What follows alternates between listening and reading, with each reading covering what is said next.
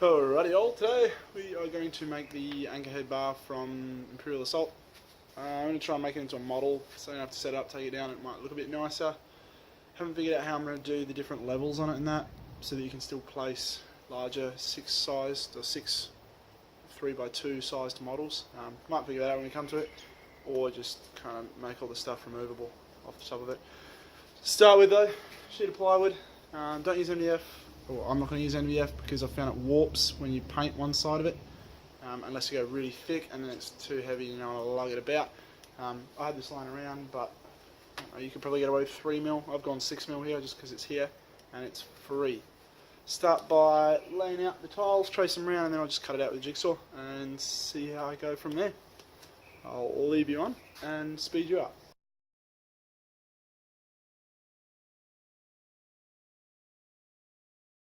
Alright, you can see the mark out there. The trick with these sort of things is to start with, so drill through and then put your jigsaw into these, but if you do the smaller pieces before you cut at the outside shape, you don't risk cutting your fingers off so much, because obviously you've got more to grab onto, and you cut the larger shape out at the end.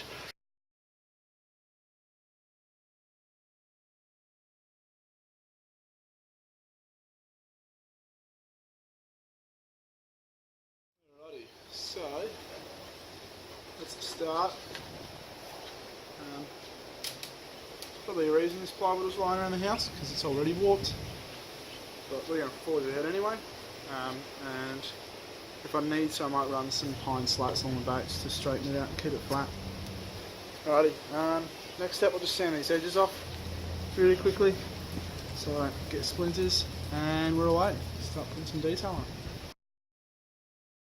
Alright guys, so this is some of the stuff I've collected from around about the house. Some of the obvious ones, blocks, so this is slate. These are my old Warhammer models, some spare pieces that look like robots that I'm up littered around the place. Caps, Kinder Surprises, textures, straw's really good. The ones with the bendy ends and you can go around corners and stuff, it looks like pipe work. Hot glue guns a must. Some cardboard boxes. Mileage cereal, that's for the wind. Now these are a bit more specific. I don't know if I'll actually use them or not. I might just use the slate instead. These are old. I got the moulds for these sort of model walls from a model railway shop. These ones that were on an old project that I've pulled to pieces. And then there's this stuff which I found in the shed, which has a really cool profile. I was considering using it to do the outside walls. I don't know if I really want outside walls though. Might make it seem too boxed in when so much of the map is internal, but we'll see how we go. Pop sticks as well, it's another mainstay, and that's just a thicker sheet of card there I found around the place. I think it's off the back of a big pad. I'll probably use other stuff apart from this, but just to get me started I'll use this and we'll go from there. Just figured it'd be 1,000 times easier if I draw the grid first, so we'll start there.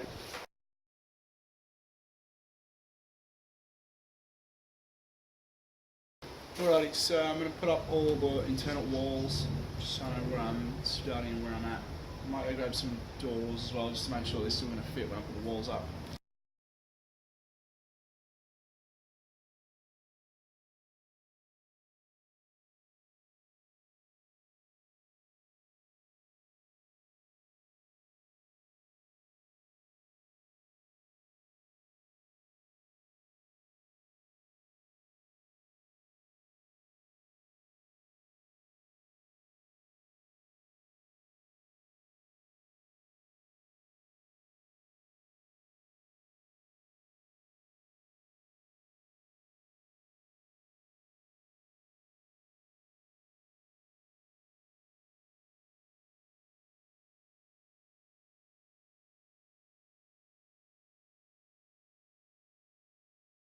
What I'm doing here is just PVA with glue and then tipping sand on top to give it the look of the dirt, obviously.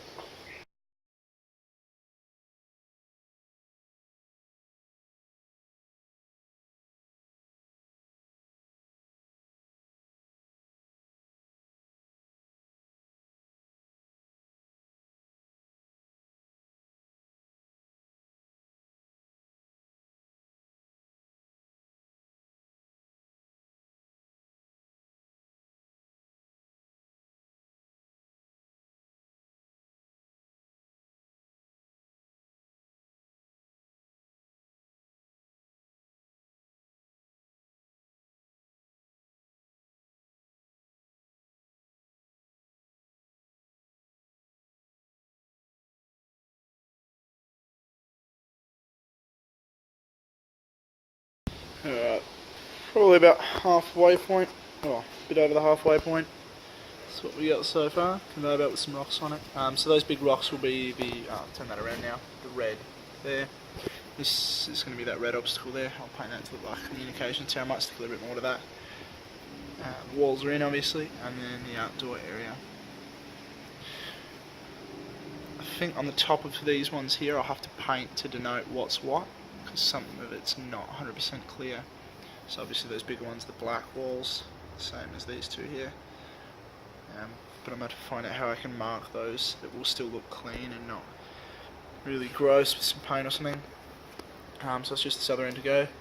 Another little conveyor belt and some scrap, and then the trouble is I can't put too much of this stuff on it makes it too hard to place figures. So I've got Lando out here just doing the rounds, making sure he can go everywhere.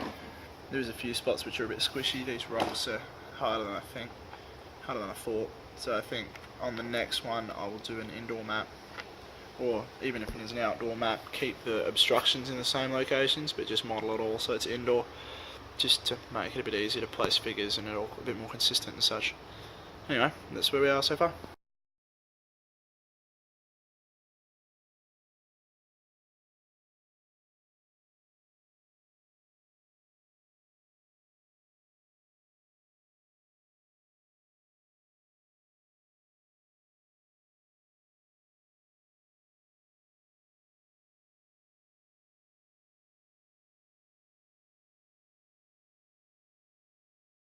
Alright, so 2.5 hours in, this is what we're looking at.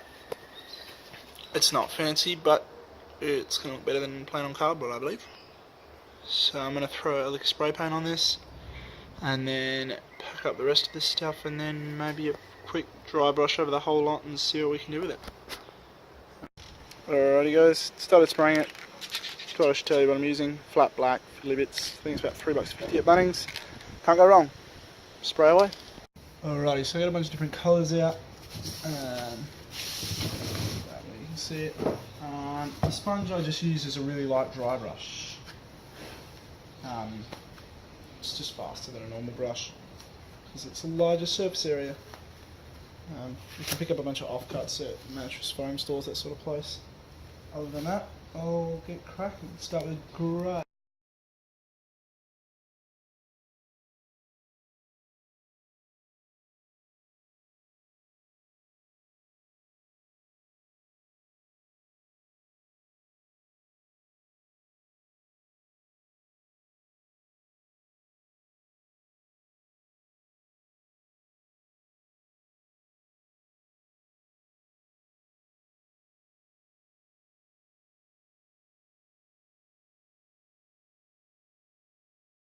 Alrighty.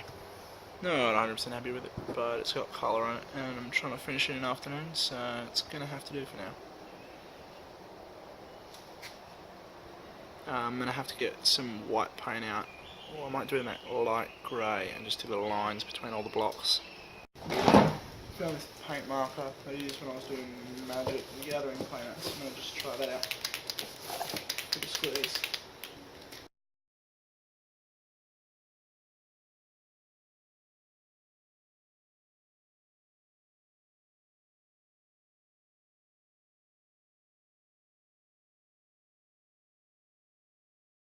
Alrighty, finished product. The light's not great, but you get the idea.